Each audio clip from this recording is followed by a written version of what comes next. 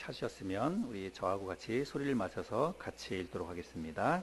하박국 3장 17절부터 19절까지 읽겠습니다. 시작.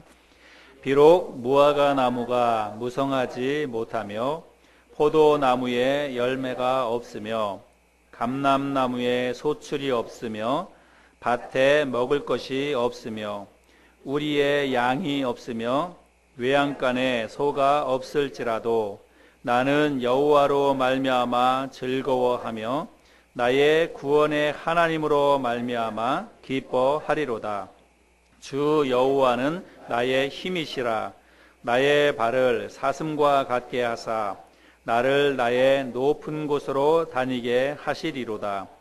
이 노래는 지휘하는 사람을 위하여 내 수금에 맞춘 것이니라. 아멘. 본격적인 추석 명절이 시작이 되었습니다. 여러분, 추석 명절 하면 떠오르는 말이 있죠. 더도 말고 덜도 말고 한가위만 같아라, 이런 말을 많이 하죠. 한가위가 그만큼 좋기 때문에 그런 말을 하겠죠. 제가 찾아보니까 이 말은 조선시대부터 우리나라에서 사용이 되었다고 이야기를 합니다. 그런데 요즘은 이런 말을 잘 안 쓰는 것 같아요. 우리가 알고는 있지만 잘 안 쓰는 것 같습니다. 이런 말은 사실은 옛날에 못 먹고 또 잘 못 입고 잘 못 살 때 명절 하루만이라도 흰 쌀밥에 고깃국을 먹으면서 농사 지은 것을 가지고 먹으면서 그날이 너무 좋으니까 먹고 지내는 게 너무 좋으니까 진짜 오늘만 같았으면 좋겠다, 이런 의미를 가지고 그런 말을 하지 않았나, 이런 생각이 듭니다. 근데 요즘은 한가위가 아니더라도 우리가 먹고 사는 거, 옷 입는 거 잘 먹고 잘 살잖아요, 평상시도. 그죠?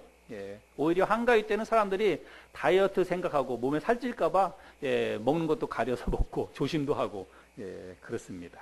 참 격세지감을 느끼는 그런 계절이라고 생각이 됩니다. 근데 여러분, 추석 명절은 사실은 추수와 연관된 그런 명절이지요. 추수. 그래서 한 해 농사를 이제 다 마무리하면서 올 한 해도 무사하게 농사를 잘 짓고 또 결실하게 된 것에 대해서 감사하면서 이제 추수한 그 곡식을 가지고 조상들에게 차례도 지내고, 그리고 음식을 만들어서 가족들과 또 이웃들과 함께 나눠 먹고 그러는 명절이 이제 추석입니다. 근데 이 추석, 이 명절과 의미가 비슷한 게 교회에서는 추수감사절, 추수감사 예배 드리는 것이 추석 명절의 의미와 좀 비슷하지 않나, 이런 생각을 하게 됩니다. 근데 우리나라의 이 추수감사절은 미국 교회의 영향을 많이 받은 거죠. 영국의 청교도들이 박해를 피해서 미국으로 이주를 하게 되었는데, 미국에 건너가서 첫 해 농사를 지어서 처음 수확한 것에 대해서 감사해서 하나님 앞에 이제 감사 예배를 드렸던 것이, 그게 추수감사절의 기원이 되기도 합니다. 근데 이제 미국에서는 매년 11월 넷째 목요일을 추수감사절로 이렇게 정하고 있다고 합니다. 이제 날짜가 여기저기 조금 바뀌기도 하고 그러는데, 우리나라는 11월 셋째 주일을 추수감사주일로 그렇게 좀 정해서 하나님 앞에 예배도 드리고 그렇게 하죠. 그래서 추수감사절이 되면 교회 성도들이 교회에 이제 과일도 가져오고 채소도 가져오고 곡식도 가지고 오고, 그래서 강대상 앞에다가 이렇게 쫙 진열을 해놓고, 그리고 주일날 이제 예배 드리고 나면 같이 이제 그거 가져온 것도 서로 나눠 먹기도 하고, 또 조금 이제 어려운 형편에 있는 그 성도들을 좀 나눠주기도 하고, 그렇게 추수감사절 예배를 드립니다. 근데 저는요, 솔직히 저는 한 번도 이런 거를 해본 적이 없어요. 한 번도 추수감사절 이런 거를 한 번도 제가 해본 적이 없습니다. 제가 신앙생활 하면서 지금 이제 개척해서 이 교회가 세 번째 교회예요. 그러니까 교회를 여기저기 많이 다니지는 않았죠. 그래서 가장 첫 번째 다녔던 교회에서 제가 구원받고 거기서 신앙생활하고 또 거기서 이제 신학 공부도 하고 목회자로 부름받아서 그렇게 했는데, 그 교회도 이렇게 절기를 중요하게 생각하거나 그러진 않았어요. 그래서 추수감사절 예배가 아예 없었습니다. 추수감사절 이게. 그리고 두 번째 교회도 역시 그런 것들이 없었고. 그래서 제가 개척을 해가지고도 저도 역시 늘 이제 그런 분위기 속에 있었으니까, 저도 추수감사절 예배를, 우리 교회에서도 한 번도 추수감사절 예배 안 했잖아요. 우리 교회 성도님들도 아시는 것처럼. 근데 아마 추수감사절 예배가 나름대로 의미도 있고, 그리고 또 한번 이렇게 하면 또 즐겁기도 하고 아마 그런 생각이 듭니다. 그래서 저도 한번 해볼까 이런 생각을 해본 적도 있어요. 네, 지금 뭐 우리 같은 이제 성서침례 교회에서도 추수감사절 예배를 드리는 교회는 많이 있습니다. 근데 제가 가만히 생각해 보면 이 추수감사절 그 예배는 어찌 보자면 사실은 농경사회, 농경사회에 적합한 그런 이제 어떤 의식이 아닐까 이런 생각이 듭니다. 또 지금도 시골 교회 같은 데서는 실제로 추수감사절 그 예배가 의미가 꼭 있다고 그렇게 생각이 돼요. 그런데 도시교회에서는 사실 우리 뭐 농사 짓는 분들 없잖아요. 우리 교회만 하더라도, 우리도 지금 용인인데 우리 교회만 하더라도 농사 짓는 분들은 없어요. 농사 안 짓는데 뭐 추수를 해가지고 감사해서 뭘 가지고 와서 이렇게 한다는 거는 내가 직접 농사 안 짓잖아요. 근데 만약에 교회, 요즘 뭐 도시교회에서도 다 추수감사절 예배하는 교회에서는 앞에 뭐 잔뜩 갖다 이렇게 쌓았는데 그거 다 어디서 가져오는 거예요? 다 마트에서 사가져오는 거잖아요. 마트에서 과일도 그렇고 뭐 쌀도 그렇고 다 마트에서 사가져와서 앞에다 진열해 놓고 이렇게 하는 건데 그게 꼭 의미가 있을까 이런 생각을 또 해보기도 합니다. 근데 또 추수감사절은 추수감사절이라고 하는 이런 절기는 사실 성경에는 없어요. 비슷한 절기를 찾자면 뭐 초실절이라든지 또 칠칠절이라든지 그런 때가 이제 시기적으로 곡식을 거둬들이는 때였기 때문에 이제 그런 절기는 있기는 합니다. 그런데 구약 성경의 초실절이나 뭐 칠칠절은 사실 오늘날 교회에서 하고 있는 이런 추수감사절 그런 거하고는 조금 의미가 다릅니다. 방식도 달랐고. 그래서 뭐 저는 이제 추수감사절 이런 이제 절기를 꼭 지켜야 될 필요성이 있을까 이런 생각이 돼서 이제 우리 교회에서는 지키지 않고 있는데 추수감사절 예배를 교회에서 안 한다. 그래서 그 교회는 뭔가 이상하다. 이렇게 생각하는 그거는 꼭 옳지 않습니다. 추수감사절을 지키느냐, 지키지 않느냐, 또 이게 성경적이냐, 성경적이지 않느냐, 이런 걸 따지는 것은 제가 볼 땐 별 중요한 것 같지가 않아요. 별 의미가 없다고 생각을 합니다. 제 생각에는 이 추수감사절을 지킬 수도 있고, 안 지킬 수도 있고, 또 추수감사절이 성경적일 수도 있고, 성경적이지 않을 수도 있고, 제가 볼 때는 다예요. 다 어떻게 해석하든지 그거는 다 해석이 가능하다 이렇게 생각이 됩니다. 의미를 어디에 두느냐에 따라서 추수감사절 예배를 드리면서 의미를 어디에 두느냐에 따라서 그게 성경적일 수도 있고 혹은 성경적이지 않을 수도 있고 제가 볼 때는 그렇게 생각이 됩니다. 근데 아무튼 추수감사절 예배를 드리느냐 안 드리느냐 뭐 그게 성경적이냐 아니냐 이거를 따지기 전에 우리가 한 해를 마무리하면서 특별히 어떤 이 추수의 계절을 맞이해서 내 자신의 어떤 삶을 한번 점검해 보는 거 이거는 참 중요하다고 생각이 돼요.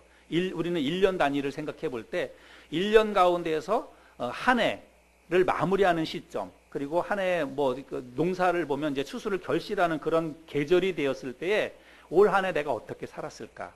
올 한 해 하나님께서 우리의 삶에 어떻게 역사해 주셨나 이런 것들을 한 번쯤 생각해 보는 것은 굉장히 의미가 있고 그리고 굉장히 중요한 일이다 이렇게 생각이 됩니다. 제가 그래서 오늘은 그런 의미에서 우리 마침 또 추석 명절이기도 하고 또 추수의 계절이기도 하고 그러니까 그런 의미에서 오늘 우리가 이 말씀을 함께 좀 나눠보면 좋겠다 생각을 해서 말씀을 준비를 했습니다.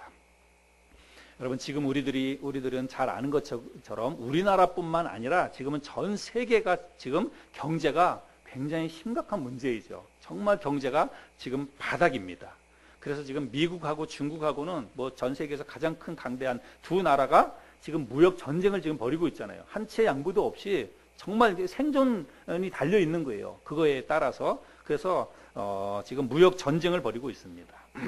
우리나라도 이 경제 문제가 굉장히 심각하지요. 그래서 예전에는 우리나라가 뭐 자동차라든지 그다음에 선박이라든지 가전제품이라든지 이런 건 우리나라가 수출을 꽤 많이 하고 정말 잘 나갔잖아요. 근데 지금 이런 것들이 수출이 거의 마이너스라고 이야기를 합니다. 그래서 자동차 수출도 그렇고 선박 산업은 우리나라가 지금 굉장히 사양으로 접어들었잖아요. 그래서 뭐 현대조선이라든지 군산에 있었던 그런 큰 그런 이제 선박 회사 같은 것들도 다 문을 닫고 쌍용 자동차, 현대조선 이런 데에서 근무하던 근로자들이 다 직업을 잃어버리고 실직해가지고 그래서 군산 같은 도시는 그야말로 도시 기능이 완전히 그냥 사라져 버렸습니다. 그래서 정말 우리나라 이 경제도 심각한 그런 환경 가운데 있지요. 또 정부에서는 여러 가지 대책을 내놓아서 부동산, 이 어떤 과열된 부동산을 폭등을 한번 잡아보겠다고 이야기하는데, 제가 볼 때는 정말 어려운 것 같아요. 어떤 누가 뭐 정치를 하고 누가 뭐 이렇게 하더라도 우리나라에서 이 부동산 문제 다루는 게 정말 쉽지 않은 것 같습니다. 그래서 우리나라도 갈수록 지금 빈부격차가 점점 더 심해지는 것 같아요. 잘 사는 사람은 잘 살지만 힘들고 어려운 사람들은 정말 상대적으로 점점 더 어려워지는 그런 세상 가운데 살아가고 있다고 생각이 됩니다. 청년 실업률 점점 높아지지요. 그래서 청년들이, 그래서 요즘 보니까 청년들 가운데서 결혼을 안 하는 청년들이 굉장히 많습니다. 근데 실제적으로 결혼을 안 하는 게 아니라 결혼을 못 하는 거예요. 예. 결혼을 하려면 실제적으로 무슨 돈이 좀 필요하고 돈이 있어야 또 결혼도 하는 건데, 뭐 집안채 마련하려면 뭐 정말로 뭐 평생 청년들이 월급 모아가지고 자기가 집 마련하거나 이게 거의 현실적으로 불가능한 것 같아요. 우리 딸도 지금 직장 생활하고 있는데, 정말 청년들이 자기가 열심히 일해가지고 저축해가지고 집 사고 뭐 결혼하고 이런 게 현실적으로 참 힘든 그런 세상 가운데 있다, 이런 생각을 하게 됩니다. 여러분, 올여름은 우리가 정말 기록적인 찜통더위가 있었죠. 우리는 뭐 이 더위 때문에 좀 지내는 게 불편하고 힘들고 그러긴 했지만, 실제로요, 올해 이 찜통더위 때문에 농민들, 그리고 어민들, 이런 분들은 경제적으로, 물질적으로 정말 막대한 피해를 입었습니다. 그들은 정말 올 여름 때문에 엄청난 피해를 많이 입은 분들이지요. 그래서 지금 우리가 농산물 가격이라든지 또 해산물 가격이라든지 이런 것들이 가격이 폭등했잖아요. 저도 어제 집사람하고 이제 추석 명절 이렇게 보내려고 마트에 가서 장 보고 그랬는데, 장 조금 보고 몇 개 안 사도 금방 10만 원, 20만 원 돈이 넘어가는 거예요. 그래서 진짜 우리나라 물가가 오이, 호박 그런 거 조그만 거 하나에도 몇천 원씩 하고 막 그렇잖아요. 예. 그래서 주부들이 장 보기가 겁이 난다고 이야기도 하고 그렇습니다. 지난주에 우리 주일 오후에 그룹별로 이렇게 지금 소그룹 예배 드리고 있는데, 제가 모처럼 지난주에 우리 남자분들 모임에 제가 들어갔는데, 거기서 이렇게 이야기하다가 보니까 집사님들 사업하시는 분들도 있고 그런데 진짜 이렇게 어렵다는 거죠. 올해가 다른 어떤 때보다도 그 IMF 때보다도 훨씬 더 힘들고 어렵다고 이야기합니다. 실제로 사업하시는 분들은 IMF 때보다 지금이 훨씬 더 힘들고 어렵다고 이야기하고 있고, 또 주변에 사업하시는 분들이 그런 것 때문에 문을 닫고 이런 분들이 많이 있다, 이런 얘기들을 합니다. 그래서 이렇게 생각해 보니까 이래저래 우리가 이제 추석 명절이 시작이 되었는데, 추석 명절이 기쁘고 즐겁고 그러기보다는 이게 좀 심란하고, 마음이 좀 착잡하고 별로 좋은 게 없고 그러지 않나, 이런 생각이 됩니다. 그래서 더도 말고 덜도 말고 한가위만 같아라, 이런 말이 잘 안 어울리는 것 같아요. 예. 그래서 요즘 사람들이 더도 말고 덜도 말고 아예 명절이 없었으면 좋겠다. 예, 명절 안 왔으면 좋겠다, 이렇게 얘기하는 사람들도 있어요. 실제로 그런 사람들이 많이 있습니다. 청년들도요, 명절 되면은 오랜만에 할머니 할아버지 만나면 너 언제 결혼하냐, 취직 왜 안 하냐, 막 이런 얘기만 들으니까 명절이 싫다는 거예요. 예. 또 집안에서 이렇게 음식 만들고 이러는 분들은 당장 돈이 있어야 또 음식도 만들고 또 손님도 초대하고 그러는데, 이게 또 팍팍하니까, 그러니까 아예 명절이 없었으면 좋겠다, 이런 이야기도 하고 그런답니다. 여러분, 추석 명절을 맞이하는 여러분 마음은 어떻습니까? 예, 우리 마음속에 착잡하고 또 조금 심란하고 이런 게 있으신가요? 예, 그렇죠. 저도 그런 게 좀 있어요. 마음이 추석 명절도 옛날 같지 않고 좋은 것보다는 진짜 좀 심란하고, 진짜 이 추석 명절 빨리 지나갔으면 좋겠다, 안 왔으면 좋겠다, 이런 생각도 들고 그렇습니다. 아멘이에요? 하나님 말씀에 아멘 해야 되는데. 예. 근데 오늘 본문에 등장하고 있는 주인공이 하박국 선지자잖아요. 근데 오늘 본문에 등장하는 이 주인공도 우리와 마음이 비슷하지 않았을까 생각이 됩니다. 마음이 참 심란하고 마음이 참 착잡하고 아마 그랬을 거다, 이런 생각이 듭니다. 물론 이 하박국 선지자가 처한 환경이나 상황은 농사나 혹은 추수하거나 그런 거는 아니에요. 그런 상황은 아닌데, 그의 마음이 어떤 상황 때문에 아주 착잡하고 아주 심란하고 그랬을 거라고 생각이 됩니다. 왜 그런가 하면 이 하박국 선지자는 언제 그 사역을 했던 사람이냐면 유다가 멸망해가는 그런 시절에 남유다에서 활동했던 선지자입니다.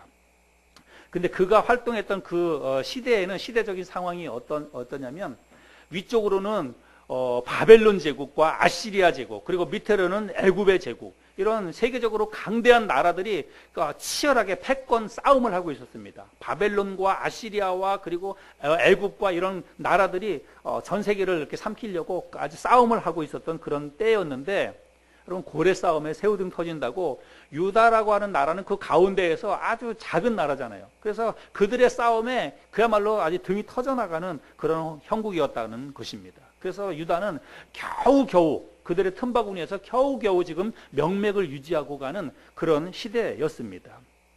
그렇게 정말 힘들고 어려운 때라고 한다면 난세의 영웅이 난다고, 그럴 때는 정말 지도자의 역할이 굉장히 중요해요. 그렇게 힘들고 어려운 때에 지도자가 어떻게 하느냐에 따라서 위기가 기회가 될 수도 있고, 그런 어려움에서도 잘 버티고 나갈 수가 있는데, 근데 이제 지도자가 정신을 똑바로 차리고 그리고 올바른 지도력을 발휘해서 나라를 잘 다스리면 그런 좋은 결과가 나오는데, 이 남유다의 지도자는 그 당시에 왕이 누구냐면 여호야김이었습니다. 근데 이 여호야김은 아주 폭군 가운데 한 사람이었어요. 그래서 나라를 잘 못 다스렸습니다. 아예 폭정을 일으키고 그리고 백성들의 삶을 오히려 더 힘들게 만들었던 왕이 여호야김입니다.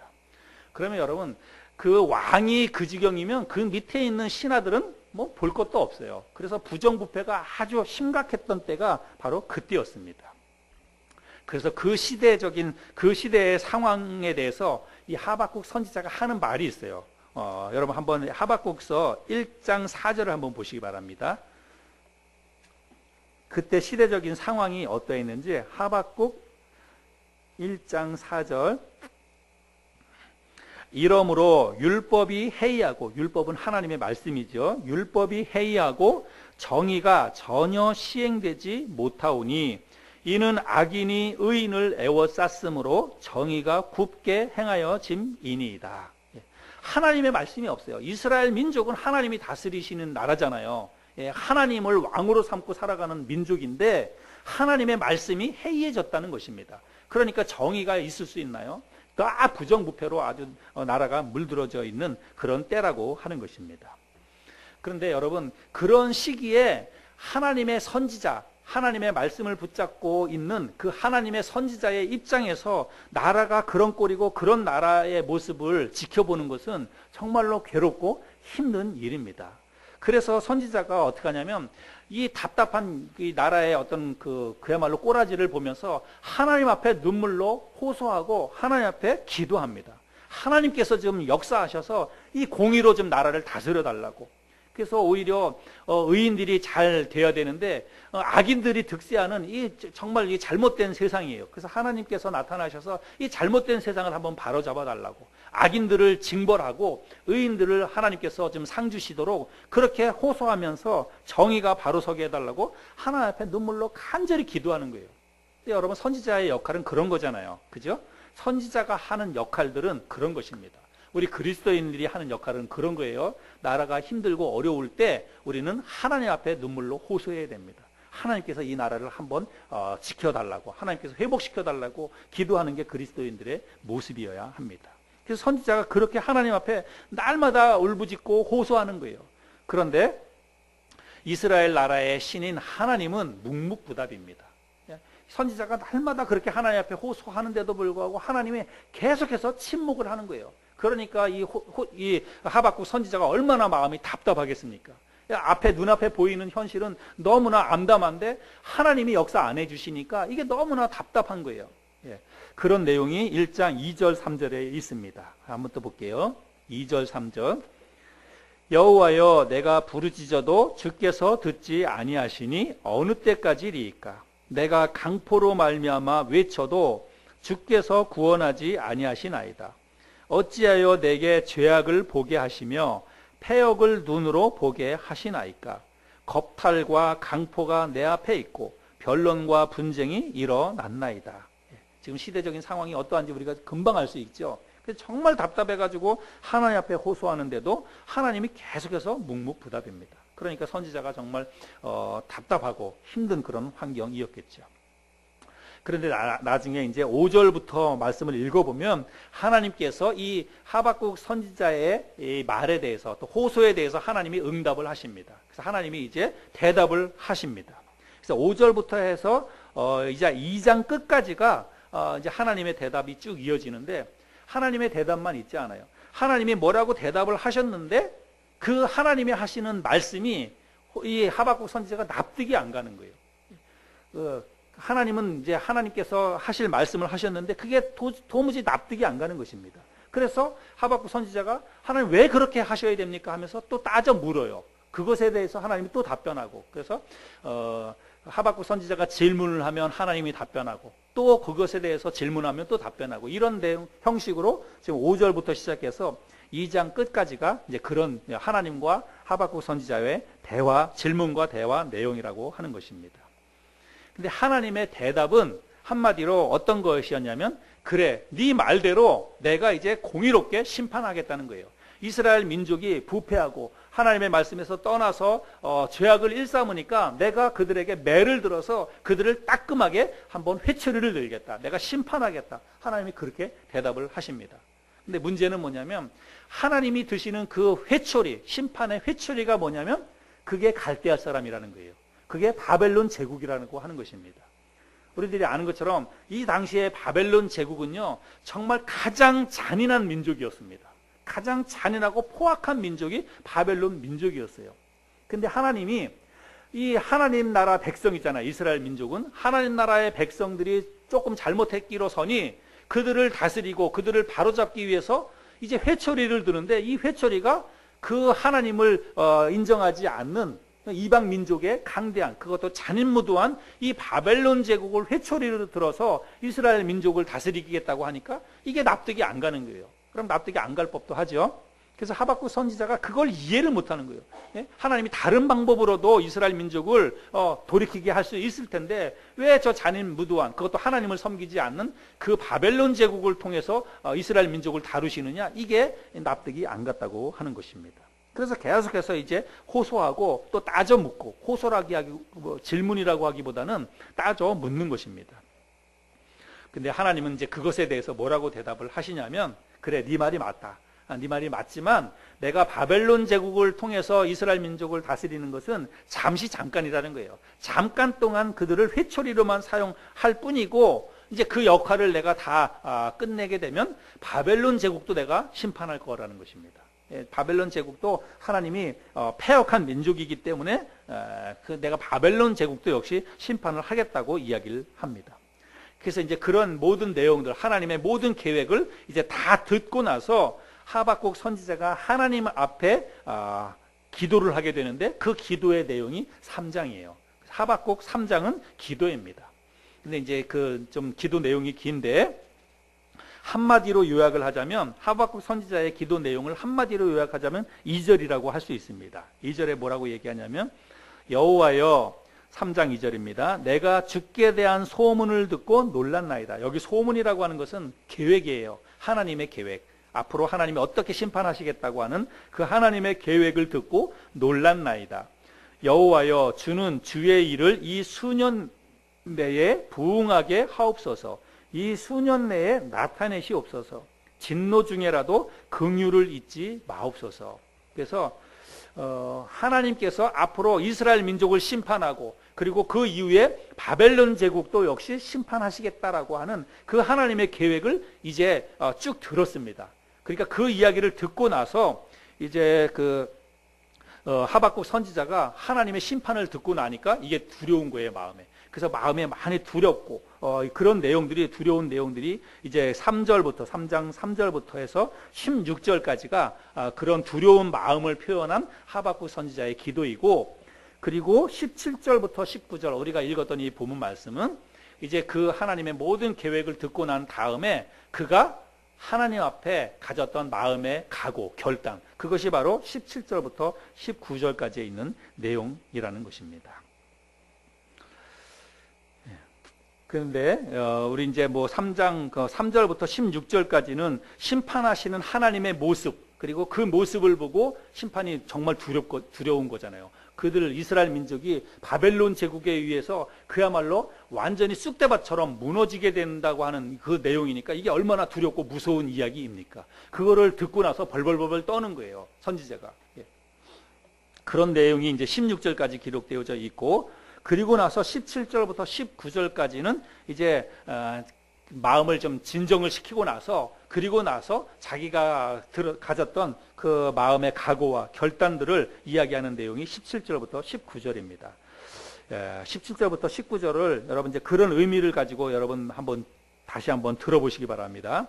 비록 무화과 나무가 무성하지 못하며 포도나무에 열매가 없으며 감람나무에 소출이 없으며 밭에 먹을 것이 없으며 우리의 양이 없으며 외양간에 소가 없을지라도 나는 여호와로 말미암아 즐거워하며 나의 구원의 하나님으로 말미암아 기뻐하리로다. 주 여호와는 나의 힘이시라. 나의 발을 사슴과 같게 하사 나를 나의 높은 곳으로 다니게 하시리로다.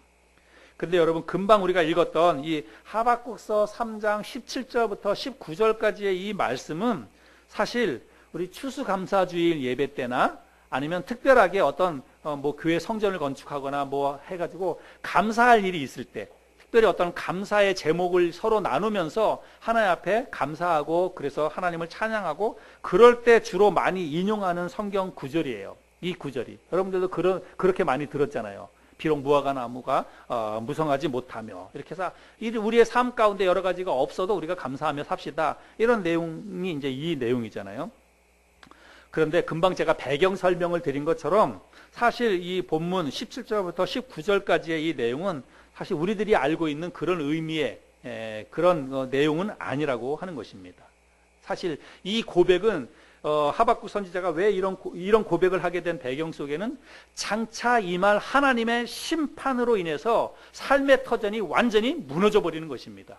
그리고 모든 것들이 다 빼앗기는 거예요. 그래서 아무것도 없게 되는 상황입니다. 그래서 뭐 농사 잘못 져가지고 이게 아니에요. 하나님의 심판의 결과로 인해서 뭐 외양간에 송아지도 없어지고, 그 다음에 농사지는 모든 땅도 다 황폐하게 되고, 그래서 모든 게 다 무너지는 그런 환경이에요. 그런데 하박국 선지자는 이제 하나님의 계획 속에서 이스라엘 나라가 그렇게 될 거라고 하는 이야기를 들었어요. 그러니까 벌벌벌 떨리는 거죠. 그런데 그거를 다 듣고 나서 마음을 진정시키고 나서 하박국 선지자가 뭐라고 얘기하냐면, 나는 그래도 즐거워하고 나는 그래도 기뻐하겠습니다. 나는 하나님으로 인해서 그래도 비록 그런 일들이 우리 앞에 일어난다 할지라도 하나님, 나는 그래도 하나님 기뻐하고 즐거워하겠습니다. 이런 고백을 하고 있는 거예요. 이런 내용입니다. 그래서 이 말씀이 오늘 우리에게 던져주는 메시지가 저는 크다, 이렇게 생각이 됩니다. 여러분, 제가 질문해 볼게요. 예수 믿는 사람들, 저와 여러분, 예수 믿는 사람들, 그리스도인들이 안 믿는 사람들과 비교해가지고 다른 어떤 삶의 다른 특징이 좀 있어야 되는데, 여러분, 예수 믿는 사람들은 안 믿는 사람들하고 뭔가 좀 다른 게 있어야 돼요. 예. 우리의 삶에서 표현되는 게 다른 것들이 좀 표현되어야 되는데, 여러분, 그런 게 뭘까요? 어떤 것들이 좀 달라야 될까요? 감사 얘기해서 감사. 그래서 우리 그리스도인들은요, 어떤 환경 속에서도 사실은 감사하는 삶을 살 수 있어야 됩니다. 그리고 또 어떤 환경 속에서도 기뻐할 수 있어야 되고, 또 하나님을 찬양할 수 있어야 됩니다. 그래서 예수 믿는 사람들이 예수 안 믿는 사람과 어떤 삶에서 다른 특징이 있다면 저는 기쁨, 그리고 감사, 그리고 찬양, 이런 거라고 생각이 됩니다. 그래서 우리에게 이런 것들이 있어야 돼요. 그런데 이 하박국 선지자는 이제 곧 이 말, 하나님의 심판으로 인해서 삶의 터전이 깡그리 무너지고 빼앗기는 그런 암담한 상황 속에서도 나는 즐거워하며 나는 기뻐하리로다 라고 노래를 하고 있습니다. 여러분, 그 이유가 뭘까요? 사실은 여러분, 우리가 내가 뭔가 풍성하게 가지고 있다가 그것이 다 없어진다면 여러분, 그런 환경 속에서 기뻐하거나 그런 환경 속에서 뭐 찬양하거나 감사하거나, 여러분, 이게 잘 되는 일이에요?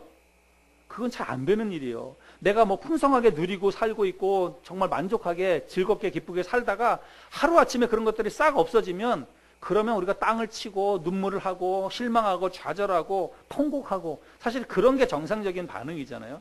그런데 하박국 선지자는 그런 하나님의 심판으로 인해서 유대 땅에 그런 일이 일어난다 할지라도 나는 기뻐하고 나는 즐거워하겠습니다. 이렇게 고백을 하는데 그 이유가 뭐냐면 18절과 19절에 있습니다. 나는 여호와로 말미암아 즐거워하며 나의 구원의 하나님으로 말미암아 기뻐하리로다. 주 여호와는 나의 힘이시라. 나의 발을 사슴과 같게 하사 나를 나의 높은 곳으로 다니게 하시리로다. 여러분, 하박국 선지자는요, 다시 회복시켜 주실 하나님께 대한 믿음이 있었다는 것입니다. 복 주실 하나님에 대한 그런 믿음, 구원의 하나님에 대한 그런 믿음이 확고했기 때문에 비록 그런 일이 일어난다 할지라도 하나님이 나를 다시 회복시켜 주실 것입니다. 하나님이 우리 민족을 다시 회복시켜 주실 것입니다. 그래서 나의 발을 사슴과 같게 해 주셔서 다시 높은 곳으로 다니게 해 주실 것을 나는 믿습니다. 여러분, 이런 믿음이 있으니까 내가 다시 기뻐하겠습니다. 나는 즐거워할 수 있습니다. 그렇게 고백을 하는 거지요. 여러분, 이렇게 하박국 선지자가 가졌던 그런 믿음, 여러분, 이게 우리에게 지금 필요한 게 아닐까요? 여러분, 지금 우리들이 살아가고 있는 삶의 환경이 비록 무화과 나무가 무성하지 못하고 포도나무의 열매가 없어도 여러분, 우리는 때가 되면 하나님께서 다시 회복시켜 주실 것이라고 하는 그런 믿음이 우리에게 있어야 된다는 말씀입니다. 감람나무에 소출이 없고 밭에 먹을 것이 없고 우리의 양이 없고 외양간에 송아지가 없어도 하나님이 때가 되면 다시 다 채워주시고 다시 다 회복시켜 주실 것이라고 하는 그런 믿음이 여러분 우리에게 있어야 된다는 거예요. 그리고 실제로 그런 믿음이 있으면 그러면 여러분 우리가 기뻐할 수 있고 즐거워할 수가 있는 것이지요. 여러분, 사람들이 왜 좌절하고 왜 여러분 사람들이 절망을 하느냐면 어떤 것의 결핍 때문에 사람들이 좌절하거나 절망하는 것 같지만 사실은 그게 아니에요. 여러분, 결핍은 우리에게 늘 있게 마련입니다. 여러분, 우리가 살아가는 동안에 우리가 항상 만족했던 적이 여러분 얼마나 있습니까? 여러분 한번 돌이켜보세요. 여러분의 삶 가운데 내가 이제 없어도 되겠다 할 만큼 채워졌던 순간이 있습니까?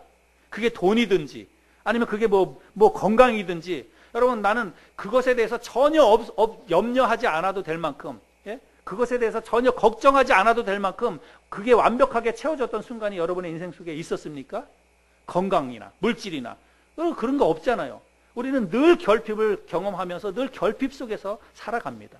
그런데 우리가 정말로 좌절하고 절망하는 것은 어떤 것의 결핍 때문에 그러는 것이 아니라 희망이 없으면, 내일에 대한 희망이 없기 때문에 우리가 좌절하거나 절망하는 거예요. 그래서 세상 사람들은 그거를 희망이라고 하는 단어를 가지고 그것을 이야기합니다. 그런데 우리 그리스도인들은 뭐라고 얘기하냐면 우리는 믿음이라고 이야기를 하는 거예요. 내일에 대한 믿음. 오늘은 비록 힘들고 어렵지만 내일은 하나님께서 해결해 주실 것이다. 하나님께서 나와 함께 해 주실 것이라고 하는 내일에 대한 믿음이 있어야 된다는 거예요. 내일에 대한 믿음만 있으면 여러분 우리의 삶 가운데 불안한 거, 불평 이런 게 여러분 사라질 수 있다고 하는 것입니다. 그래서 우리는 하나님에 대한 믿음이 있느냐 없느냐, 여러분 이게 중요하다는 거예요. 하나님에 대한 믿음이 없으면 비록 내가 많은 것을 가지고 있어도 우리의 삶은 늘 불안합니다. 그리고 그 많은 것을 가지고 있음에도 불구하고 우리는 불평할 수밖에 없어요. 그런데 우리가 반대로 하나님에 대한 믿음이 있으며 하나님이 나와 함께 해주신다는, 하나님이 내일은 우리의 삶을 복 주실 것이라고 하는 그런 믿음이 있으면 비록 지금 내가 많은 것을 가지고 있지 않는다 할지라도, 비록 많은 것이 없다 할지라도 우리는 하박국 선지자처럼 즐거워할 수 있고 그리고 기뻐할 수 있다는 말씀입니다. 하박국 선지자가 나는 여호와로 말미암아 즐거워하고 구원의 하나님으로 말미암아 기뻐하리로다 라고 이야기하고 있는데, 여러분 그 하박국 선지자의 이 고백 속에는요 두 가지 교훈이 있습니다. 하박국 선지자가 왜 이런 고백을 하냐면 그가 실제로 그가 기뻐하거나 실제로 즐겁다 그렇게 이야기하는 게 아니에요. 하박국 선지자는 지금 뭐라고 얘기하냐면 나는 기뻐하리로다, 나는 즐거워하리로다 라고 이야기하고 있습니다. 지금 자기가 기쁘거나 즐겁다는 이야기는 아니에요. 지금은 벌벌 떨리는 거예요. 하나님이 이제 금방 심판을 하시겠다고, 이제 바벨론의 그 무서운 바벨론 제국이 와서 이스라엘 민족의 모든 사람들을 다 죽이고 모든 것들을 다 빼앗아 간다고 하니까 여러분 이게 얼마나 두렵고 무서운 현실입니까? 그래서 실제로 몸은 벌벌벌벌 떨리고 두려움 가운데 이 하나님의 이 재앙에 대해서 마음이 정말 심란하고 착잡한 그런 심정이지만 그가 고백할 때는 그럼에도 불구하고 나는 기뻐하고 즐거워하겠습니다. 이 기뻐하고 즐거워하겠다는 것은 그렇게 한번 생각을 하겠다는 거예요. 그렇게 마음을 먹겠다는 것입니다. 그렇게 여기겠다는 거예요. 그래서 하박국 선지자가 비록 상황은 힘들고 어렵고 비록 아무것도 없는 그런 환경이지만 회복시켜 주실 하나님을 미리 바라보면서 나중에 나로 하여금 다시 그 높은 곳으로 걷게 해주실 그 하나님을 내가 믿음의 눈으로 바라보면서 나는 기쁘게 한번 살아보겠습니다. 나는 그럼에도 불구하고 나는 즐겁게 한번 살아보겠습니다. 그렇게 지금 고백하고 있다는 말씀입니다. 여러분 우리에게도 이런 마음, 이런 믿음이 있어야 된다는 거예요. 비록 우리의 삶의 지금 현재의 모습은 비록 아무것도 없다 할지라도 회복시켜 주실 하나님, 복 주실 하나님을 미리 생각하고 나와 함께 해주실 하나님, 우리의 삶에 가득 채워주실 그 하나님을 믿음의 눈으로 바라보면서 하나님 내가 한번 기쁘게 살아보겠습니다. 하나님 내가 그럼에도 불구하고 내가 즐거운 마음으로 한번 살아보겠습니다. 이런 마음가짐, 여러분 이게 우리에게 필요하다는 말씀입니다. 비록 많은 것들이 없을지라도 나는 여호와로 말미암아 즐거워하고 기뻐하리로다. 비록 이 하박국 선지자는 먹을 것이 없고 입을 것이 없을지라도 하박국 선지자는 나는 하나님으로 인해, 여러분 이 말이 중요하죠. 나는 하나님으로 인해 즐거워하고 나는 하나님으로 인해 기뻐하겠다라고 이야기하고 있습니다. 또 이 말 속에는 하나님 한 분이면 된다는 거예요. 하나님 한 분만으로 나는 만족하겠다고 하는 것입니다. 비록 먹을 게 없어도, 비록 입을 게 없어도, 비록 나의 삶 가운데 이것저것이 다 있던 것들이 다 떠나간다 할지라도 나는 하나님 한 분만 있으면 된다는 거예요. 하나님 한 분만 있으면 나는 만족합니다. 그것으로 인해서 나는 기뻐하고 즐거워하겠습니다. 이런 마음의 고백입니다. 여러분 이 고백이 우리에게 있어야 되잖아요.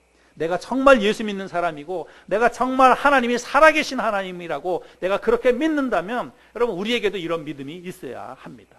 저와 여러분들에게도 그런 믿음이 있었으면 좋겠습니다. 경제가 지금 정말 바닥이죠. 그래서 사업하는 사람들도 직장 생활하는 사람들도 정말 사는 게 힘들다고 팍팍하다고 이야기를 합니다. 네, 여러분 내년에는 좀 나아질까요? 여러분 생각해 볼 때 내년에는 좀 좋아질 것 같습니까? 살림살이가? 네. 희망은 여러분 나라 경제에 있는 게 아니라 여러분 하나님께 대한 믿음에 달려 있습니다. 하나님께 우리가 믿음을 가지고 있으면 비록 경제가 풀릴 가능성이 없고 힘들어 보인다 할지라도 여러분 우리가 하나님께 대한 믿음만 있으면 우리는 하박국 선지자처럼 어려운 환경 속에서도 우리는 기쁘게 살아갈 수 있습니다. 어려운 환경 속에서도 우리는 즐겁게 살아갈 수가 있어요. 하나님이 우리에게 환경을 바꿔 주실 수도 있고 또 때로는 우리의 마음을 바꿔 주실 수도 있고 그래서 우리가 그런 모든 환경 속에서도 우리가 기쁘게 즐겁게 살아갈 수 있다는 말씀입니다. 여러분 하나님께서 우리의 삶을 책임지시고 인도해 가십니다. 지금까지도 하나님이 우리에게 그렇게 역사해 주셨어요. 여러분들도 그런 고백을 하리라고 믿습니다. 올 한 해도 이제 뭐 9월 말이니까 올 한 해도 이제 서서히 저물어가고 있는데 여러분 올 한 해도 가만히 생각해 보면 여기까지 에베네셀 하나님께서 여기까지 우리를 도와주셨잖아요. 함께 해주셨잖아요. 그러니까 우리가 여기까지 잘 살아왔지 않습니까? 비록 어떻게 보자면 많은 것들이 부족할 수 있습니다. 많은 것들이 없을 수 있어요. 작년보다 올해가 어쩌면 가정 경제가 더 힘들어졌을지도 모릅니다. 그러나 여러분 그럼에도 불구하고 여러분 기뻐합시다. 그럼에도 불구하고 즐겁게 우리가 마음을 즐겁게 가질 수 있기를 바랍니다. 추석 명절을 맞이해서 정말 뭐 어떻게 지갑을 생각해보고 또 이렇게 그 가정의 어떤 물질을 생각해보면 추석이 심란하고 착잡하고 그럴 수 있어요. 근데 여러분 올 추석 착잡하고 심란하게 보내지 마시기 바랍니다. 오늘 이제 추석 명절 이제 첫날인데 내일 추석 아침에 여러분 정말 인상 쓰지 말고 이 가족 식구들한테 여러분 인상 쓰고 불평하고 뭐 투덜투덜대고 그렇게 하지 말고 여러분 즐겁게 기쁘게 추석 명절 보냅시다. 우리 하나님 믿는 사람이잖아요. 우리 예수 믿는 사람들 아닙니까? 뭐 달라야 되잖아요. 안 믿는 사람들하고. 그래서 우리가 없다고 인상 쓰지 말고, 없다고 신세 한탄하지 말고, 없다고 불평하지 말고, 이런 건 여러분 세상 사람들이 하는 거예요. 안 믿는 사람들이 하는 거고, 우리 예수 믿는 사람들은 살아계신 하나님이 나와 함께 계신다. 하나님이 나를 다시 회복시켜 주실 것이다. 하나님이 우리 가정 복 주실 것이다. 그런 믿음을 가지고 여러분 기쁘게 즐겁게 추석 명절을 보낼 수 있기를 바랍니다. 비록 하나님이 물질적으로 축복해 주시지 않아도 하나님이 계시잖아요. 하나님이, 나를 구원해 주신 하나님이, 나와 함께 해 주신 하나님이, 천지우주를 만드신 하나님 한 분이면 족하지 않습니까? 그 하나님으로 인해서 기뻐하고 만족하면서 이 명절도 잘 보내고, 그리고 한 해도 마무리를 그렇게 기쁘게 즐겁게 잘 마무리할 수 있는 저와 여러분 모두가 될 수 있기를 바랍니다.